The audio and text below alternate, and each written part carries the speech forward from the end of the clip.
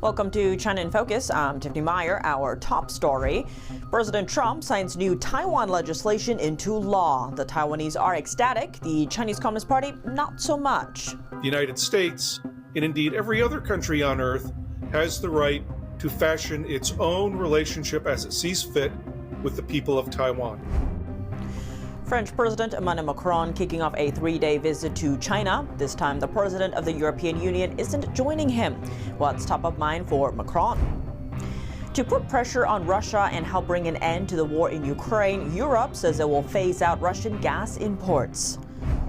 The Trump administration prepares military strikes inside Venezuela. It's America's own backyard, but what role is China playing there? If Maduro falls, what does it mean for the Chinese regime?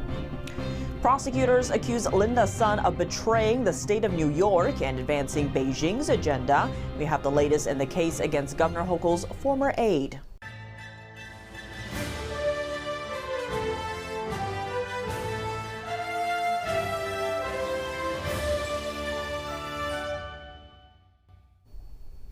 Taiwan is thankful and China upset after a move by President Trump on Wednesday. He signed into law new rules regulating interactions between the United States and Taiwan. The Taiwan Assurance Implementation Act now requires the State Department to regularly review and update guidelines on interacting with Taiwan at least once every 5 years.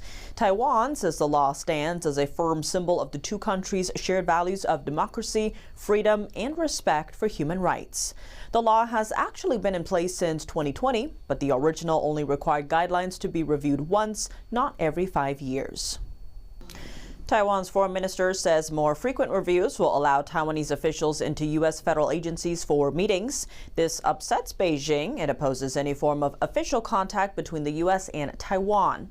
Beijing calls the island the Taiwan region of China and says the Taiwan question is the first red line that must not be crossed in China-U.S. relations. This isn't the first move of its kind by the U.S. In recent years, back in 2021, under the first Trump administration, then Secretary of State Mike Pompeo lifted restrictions on contacts between U.S. officials and their Taiwanese counterparts. This reversed limits put in place after Washington recognized Communist China half a century ago. Rick Fisher, senior fellow at the International Assessment and Strategy Center, says President Trump's move is an important step forward and that the United States needs to do more. Watch. This is a very important step forward. China, the Chinese Communist Party, predicates its relationship with every country on earth on the basis of that country's acceptance of the Chinese Communist Party's right to invade and commit mass murder on the island democracy of Taiwan. It is simply unacceptable. It's inhumane and violates so many American founding principles and are the heart of our democratic culture. Taiwan is, for all practical purposes, a country. Legally speaking, the United States treats Taiwan as a country, but it does not confer formal diplomatic recognition. Because the United States took the lead early on in surrendering its freedom to have its own relationship with Taiwan, all other countries have followed our example. We need to set the example now of conveying to the Chinese Communist Party that they have no right to invade and murder people on Taiwan, and that the United States, and indeed every other country on earth, has the right to fashion its own relationship as it sees fit with the people of Taiwan. French President Emmanuel Macron is in China. He arrived on Wednesday. Macron is hoping to attract more Chinese investment and secure market access for French exports. France and the European Union run massive trade deficits with China to the tune of hundreds of billions of dollars. Worth noting, Ursula von der Leyen, president of the European Union's executive arm, will not join Macron in China this time. This marks a break from tradition. In fact, on the first day of Macron's trip, the European Commission rolled out a plan to make the bloc more resilient to threats like China's rare earth export restrictions. Macron is joined by 6 ministers and 35 business executives from companies like Airbus. Deals are expected to be signed in the areas of energy, food, and aviation.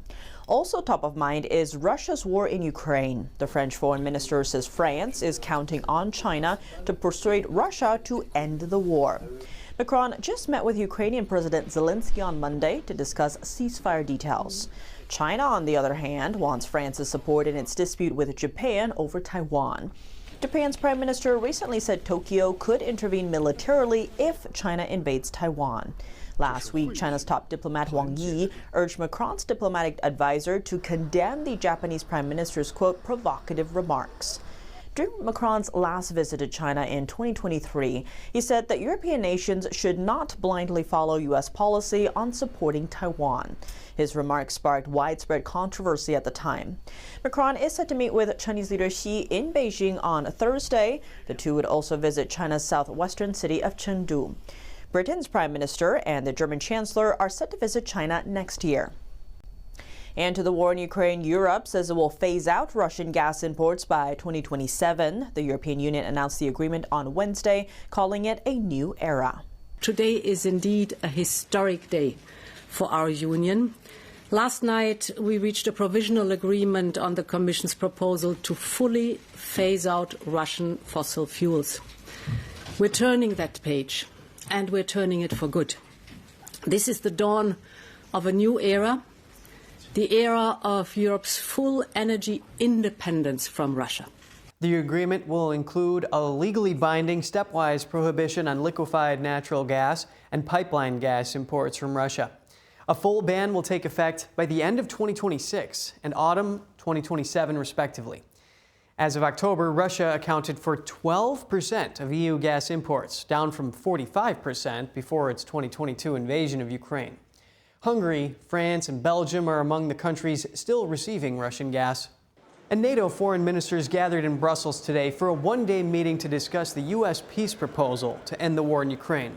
It remains unclear how U.S. envoys are going to bridge the gap between the two sides on basic differences, such as who keeps what territory. European officials say the road to peace will be long. A long meeting on Tuesday between U.S. Special Envoy Steve Witkoff, President Donald Trump's son-in-law Jared Kushner, and Russian President Vladimir Putin, but no agreement on a peace deal. Both sides reviewed an American draft proposal to end the war. The Kremlin described the talks as constructive, but said there are still sticking points. Trump calls Venezuela's socialist leader Nicolas Maduro illegitimate and is threatening to strike cartels inside Venezuela. If Maduro falls, what does that mean for China? To dive in, we spoke with Colonel Darren Gobb, former Black Hawk helicopter pilot and battalion commander in the U.S. Army, now a geopolitical strategist. Some are concerned about the U.S. getting involved in, say, another war. Is that a legitimate concern, or is this an appropriate response given the devastation caused by opioids in the U.S.? Well, it's a legitimate concern as far as the picture in people's minds of the U.S. sending some sort of large invasion fleet and becoming an occupying force of some type in Venezuela. That I don't think are going to find very many people behind. However, the reality is we've been at war for a long time because of the narco-terrorists, the drug state, and Venezuela operating as really a communist ideological platform in the shape of a country that's specifically targeted at the United States, but also spreading influence across South America, attempting to control Panama. And if you want to look at who's behind that, you'll have to look to China, Iran, Muslim Brotherhood, Hamas, Hezbollah, and others. All of these people will cooperate when they know that the ultimate target is still the United States. I want to go back to your earlier point about China, because what's been China's role here, and what would a Venezuela without Maduro mean for the Chinese regime? Well, China, first of all, would look at this as, maybe a necessary opportunity to figure out who's post-Maduro, because if we didn't properly influence Venezuela to select again a good and positive leader, and which is Venezuela's choice to make, then well, China's going to look at this as either lost opportunity or lost footing in South America with their chief nation they've been influencing through. or they're going to look at it as they're going to have to start over with somebody else and try to maintain the same thing. And that's the risk of toppling Maduro, is do you just get another guy who's just like him afterwards? Linda Sun's husband, Chris Hu, sat in the defendant's seat alongside her in court this week. Prosecutors detailed how Chinese authorities allegedly made business deals with Hu as part of a quid pro quo arrangement with Sun. Sun is a former aide to two New York governors. The U.S. government accuses her of aiding Beijing while working as a state official. The allegations include blocking meetings between the New York governor and Taiwanese officials, faking documents in order to bring Chinese delegations to New York, and secretly looping a Chinese diplomat into an internal state government conference call on COVID-19. NTD's Flora Hua has the latest. At Tuesday's hearing of Linda Sun, two spreadsheets created by Sun's husband Chris Hu were in the spotlight. Prosecutors allege Hu used them to track kickbacks the couple received from China. They appear to document tens of millions of dollars flowing into Hu's accounts from 2016 to 2024, all from Chinese individuals. The prosecutor's evidence suggests the couple used this money to fund their lavish life and pay for Hawaii property worth millions of dollars. The U.S. government accuses Sun of aiding Beijing while working as a New York state official. But that's not all. Evidence details how Sun allegedly represented New York State in China multiple times. But it seems she was acting at the directive of Chinese individuals tied to the regime. Based on messages shown during the trial, prosecutors say that one individual in the chat, Zhang Fuyin, is affiliated with the CCP's United Front Work Department. The organization helps Beijing to infiltrate overseas Chinese communities to advance the CCP's agenda. In the chat, Zhang mentioned one of Sun's speeches must be finalized by Chinese officials. Prosecutors say that in return, Sun was gifted free trips to China for her family, and friends. On the trips, Sun's husband was granted business meetings with Chinese authorities and companies. Flora Hua, NTD News. Coming up, an artificial intelligence showdown between the U.S. and China. What it'll take for America to come out ahead and what's at stake. More on that after the break here on China in Focus. Welcome back to China in Focus. I'm Tiffany Meyer. Now let's turn to the AI race between the United States and China. What will it take for the U.S. to win and what's at stake? On Tuesday, the Senate Foreign Relations Subcommittee on East Asia, the Pacific and International Cybersecurity Policy held a hearing titled Countering China's Challenge to American AI Leadership. To explain, NTD's Carrie Dunst spoke to Rick De La Torre, CEO and founder of Tower Strategy LLC and retired CIA Senior Operations Officer. Take a look. What we have China stealing intellectual property, abusing and stealing personal information and private data, and then weaponizing all that stuff with its military. So this isn't about business competition between the United States and China. This is actually China looking for AI dominance, both in a military and strategic position. The United States currently leads when it comes to chip technology and when it comes to the software and developing these things out. China does lead, however, sadly, when it comes to energy. We just don't have enough energy in this country to generate the amount of wattage that's required to meet AI demands. This isn't something that we can wait and sit around and hope that we somehow fix and get on the right side within the next few years. We really only have possibly 1 year or at best a few months to get into that position that we need to be in. Yeah, Rick, you bring up a lot of interesting angles and points to this complex issue. You talk about going on offense, getting the energy going, but also you talk about defense, about preventing what you've described as sort of this IP theft fusion, because that IP theft it's not for business. It's not for the private sector. There's a fusion of their military with their private sector. So the Chinese regime, as we frequently cover on NTD, is engaged in this unconventional warfare, as you described it and as I attempted to describe it. They invest in soft power in places such as grassroots organizations in the U.S. They even do lobbying quite aggressively. So do you see that coming into play specifically as it relates to AI, or is it in other sectors of military and other things? Yeah, absolutely right. The Chinese soft power that is executed against the United States and in every sector, from university campuses to NGOs and grassroots movements, and even lobbying here in D.C. I'm proud to say, as a lobbyist, I accept no money from the PRC. What you see is they muddle the waters and try to refocus the attention to their benefit. So, for example, the push and argument for overregulation of AI technologies and expansion of AI, or the overstressing of environmental concerns regarding AI. A lot of those efforts are straight out of the Chinese playbook to slow us down, to keep us from catching up and making the advancements we certainly need to make. At the university campus level, a lot of that technology, as we know, and the DOJ consistently spotlights their arrests that we've seen a significant increase of those who collaborate with the PRC in stealing technologies from the university centers and advanced laboratories. And then you have an all-out offensive on the cyber front when it comes to hacking and breaking into databases, into corporate and government databases, and stealing that information that then, as you said, goes back into China, Chinese servers, and then is weaponized to benefit the PRC.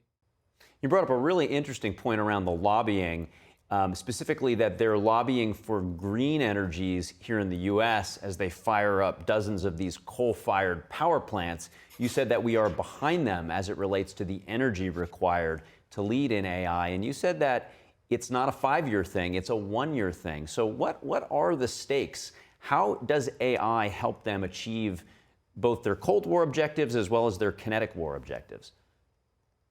You're absolutely right. If you look at where we're at now, China currently, just to put this into perspective, China produces more solar energy than the United States produces nuclear energy, right? Within the next 5 years, China is slated to produce more solar energy than the entire energy that the United States produces. That's everything we do: nuclear, solar, diesel, gas, whatever it is. So we're not even in the same realm. You're right. They're firing up coal plants left and right, but they're really making their investments in the future in solar technologies, which they control. They control 90% of that market in the United States. That's something that we need to focus on here. We need to look at these, the component levels, the polysiliconates, the modules, all the things that go into solar energy manufacturing, and bring that back to the United States and control it like it would be some sort of very critical industry, because it is.